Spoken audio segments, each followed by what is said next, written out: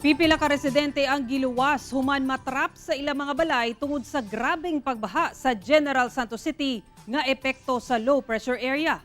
Atong sayro ng detalye niini sa live report ni Jess Tony Humamil. Jess? Sara palisuray sa pag-rescue ang mga otoridad sa 15 ka mga individual nga natrap sa ilang mga panimalay atul sa pagsaka sa level sa tubig sa Buayan River sa General Santos City. Misaka na lang sa punuan sa kahoy kining usa ka residente nga natrap tungod sa lapas tao nga tubig baha dinhi sa Purok 2 Barangay Buayan, General Santos City. Ang mga rescuer naring kamot aron mabutang kini sa luwas nga lugar.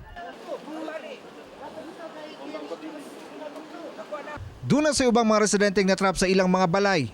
Matud sa mga residente, paspas ang pagsaka sa tubig baha dihang miulan og kusog pasado alas 7 sa gabi. Sa isay ni Lily Singki, nangurog pa kuno siya sa kahadlok gumikan sa kusog nga paghaguro sa tubig baha. Gani, lakip ang iyang mga binuhing manok ug mga pananom nga saging ang gibanlas sa baha. Natrap sab sa ilang balay ang iyang bana ug anak.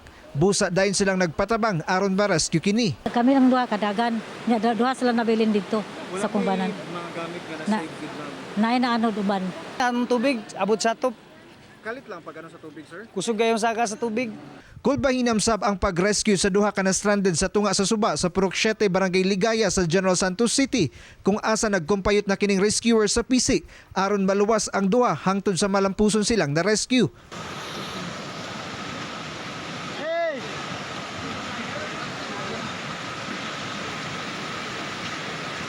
Samtang daghang motorista ug commuter sab ang natanggong sa boundary sa Alabel, Sarangani ug General Santos City human misubay na sa kadalanan ng baha resulta sa paglapaw sa Buayan River.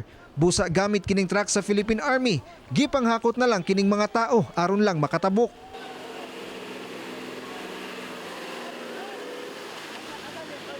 Matud sa MDRRMO, alas 8 kaganihang buntag dihang milapaw na ang tubig sa Buayan River. Hinungdan nga palisuray na ang pag-agi sa Buayan Bridge. Iyahay sab og salbar sa ilang mga gamit kini mga residente sa Alabel nga anaan nagpuyo duo sa Buayan River. Matud sa LGU, kapin gatos ka mga residente ang gihikling sa Barangay Maribulan. Apektado sab ang Malungon Sarangani kung asa daghang mga residente ang mibakwit tungod sa pagbaha nga misulod na sa kabalayan. Naguba sab kining tulay nga padulong nagpan. Duna say tulay nga nalapawan na sa tubig baha samtang kining tulay nga nagsumpay sa Upper Mainit padulong San Miguel naputol na. Matud sa Pag-asa, ITCZ ang nasinating pagdaot sa panahon karon sa Mindanao. Mag-LPA magod widespread ang rain ana. So dako gyud kay nga lugar ang iyahang sakop. So gikan diri hantod pa sa Maguindanao, sa kuan mga dako gyud kay sakop ang pag-ulan. Ang epekto ani is magkaroon kita og kani nga mapanganuron nga kalangitan og naanid siya dala nga mga katag-katag nga mga pag-ulan og naay mga thunderstorms or kulog at kidlat. So expected nato nga naa gyud ni mga taligsik og mga pag-ulan. Sara gisuspende sab sa lokal nga kagamhanan sa General Santos City, Pulumulok, South Cotabato. Malapatan sa Sarangani Province ug uban pang lugar ang klase gumikan sa kusog nga mga pag-ulan nga nasinati hatud sa ITCZ. Samtang karong mga orasa usab passable na ang boundary sa Alabel, Sarangani Province ug General Santos City human nga nag-subside ang tubig baha nga miapaw.